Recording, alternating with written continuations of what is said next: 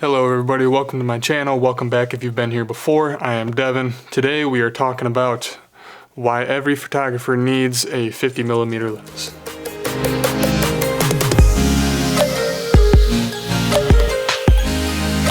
Alrighty, so to start, this lens that I have right here in my hand is a Canon EF 50mm, and it is a prime lens, so that means I cannot zoom in and out. This ring right here is only for manual focus.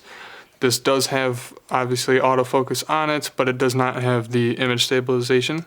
This is not the L series. If you notice, I don't know if you can see it, but there is a silver ring around this. The red ring would mean L series. This one is not. So this is the 50mm that I have, and I use it all the time. It goes with me everywhere, and I believe that everybody should have one. Now these lenses, they are just good all-around lenses. I pretty much use this one for portraits, but I mean it can be used for anything from landscapes and cityscapes, product photography. These prime lenses usually have a very wide aperture, so they are also good for low light photography. If you're trying to stay handheld longer before using a tripod, these lenses can come in very handy. Even with portraits, you can be way out wide, you can be way in close. You're gonna get beautiful quality, you're gonna get beautiful bokeh, which is the blurred background and the sharp image in the front. And I'm talking about this wide aperture, so I'll actually show you here. I'll take off both ends here, and you can just see, I mean, even that rear element is pretty decent. But I mean, just looking into the front, it's huge. Let's compare this to my kit 18 to 55 that came with my Rebel T6. So let's take these end caps off. Now you can just see that difference there on both ends of how wide that this one opens up. Let's try to get the light here. So just that difference alone helps so much with low light. This one opens up to a 1.8 aperture. This one only opens up to a 4.0. No, this one opens up to an f3.5. So it does go a little bit lower than I thought, but opening up to the 1.8 is going to get you that blurred background a lot better than the 3.5 will. Although when I am shooting with portraits on this 50mm lens, I don't shoot in a 1.8 just because I like whoever I'm taking a portrait of, whether it's me, my dog, or somebody else, I do like them to look human. So I do usually shoot at about a 2.8 or a 3.2, just because your face has depth to it and you want to be able to see all of that anymore. Another thing that you'll notice about this lens is that it is not big. It is very small, it's very compact. That's why I said it goes with me everywhere. It's literally nothing to just toss this in my camera bag and take it with me. There's usually always room. I could honestly just put stuff in my pocket and take it with me if I needed to. It's really compact. It's not the L series. It's made out of plastic, so it's actually pretty tough. I mean, you can toss this thing around, you're not worrying about scratching it or anything. Of course, you do want to be careful of the elements on the inside. This lens will also not run you up in the price tag too much. I picked this up for 90 bucks off of a friend. This specific lens new is only about 125. Now, I know that may seem expensive, but it's really not. This lens that I'm shooting this video on was $550, and this was a used lens.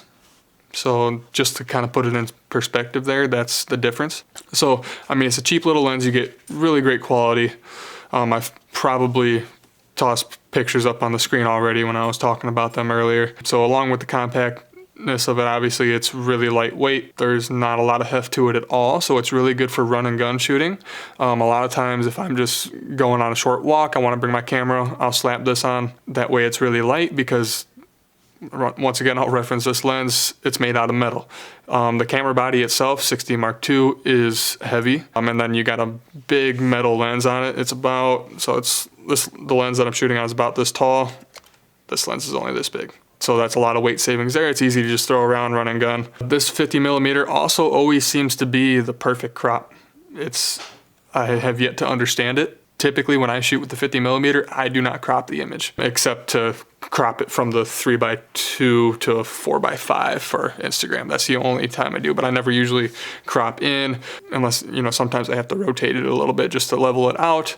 But it always seems, at least to my eye, to be like, oh, that was cropped pretty good. It's also kind of like having a 35 or an 85. But this one's a little bit more all around, sitting there right in the middle at 50. Now, speaking of the 85, if you do throw this lens on a crop sensor, like say the Rebel T6, this is the camera that I started on. I actually bought this lens for this camera, or when I was using this camera. So this got a lot of use. Of course, with the crop sensor, you do multiply the focal length by 1.6 for Canon, 1.5 for Nikon. So 50 times 1.6 is 80mm. So you have an 80mm lens if you put this lens on this camera. And I know the 85 is a very popular focal length. So I mean, you're pretty damn close when you have the 50mm on a crop sensor. Now I was writing my notes here and I was like, I'm gonna make a cons list too, because this is going to be kind of a review. And honestly, I couldn't barely find any cons. It's such a good lens. It's such a convenient lens to have that there's really not much wrong with it. Now, I did find a couple things. So with this, so I kind of mentioned earlier, you don't have image stabilization within the lens, but to get that in a lens, sometimes you do have to pay a pretty penny for that. So it's not really the biggest deal in the world. Plus, if you have a camera that has in-camera stabilization, then you are totally fine. But with that, and not having image stabilization, the focal length isn't really long enough to screw you up too bad anyway. Where image stabilization really helps is when you're out at, say, 105 or further. That's when image stabilization helps, especially if you're trying to shoot lower light handheld, so you're not getting a bunch of shakiness. And the only other con that I could find with this is that if you like to use ND filters, you cannot use ND filters with this lens. Now that is only because when you do, I don't think it's not connected to a camera, so it's not gonna show me. When you do when you do focus with this lens, so the barrel of this actually pops out of the lens when you focus. So, and the screw for anything is right here, so, oh. I am proving myself wrong on my own video. Would you look at that? There's actually threads on the inside. See, I don't use ND filters, so I've never tried. I haven't yet had a need for them, even though I would like to use them. So I've never tried on this lens, but there is threads on the inside here. So guess what? That's not a con anymore. You can use ND filters on here. You just have to go with the 49mm ND filters. So if you already have, what's this one?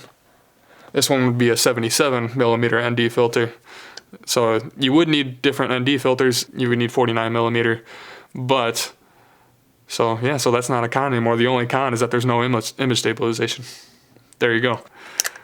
So yeah, just a good all-around lens. I love it. I use it all the time. Goes with me everywhere. Every photographer should have one of these. You will always find a use for it. If you like this video, go ahead and leave it a big thumbs up. Make sure you subscribe. I'm posting weekly every Saturday. Let me know what you'd like to see. I have a list here, but if you want to see anything else, let me know. But yeah, this was fun. Let's do it again sometime, and I will see you next week.